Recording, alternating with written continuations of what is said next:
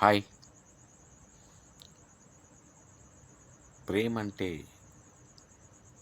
అంగట సరుకు కాదు, అంగట్లో సరుకు కాదు. దాన్ని ఎంతో ధైర్యంగా ఎదిరించాలి. ఎదిరించి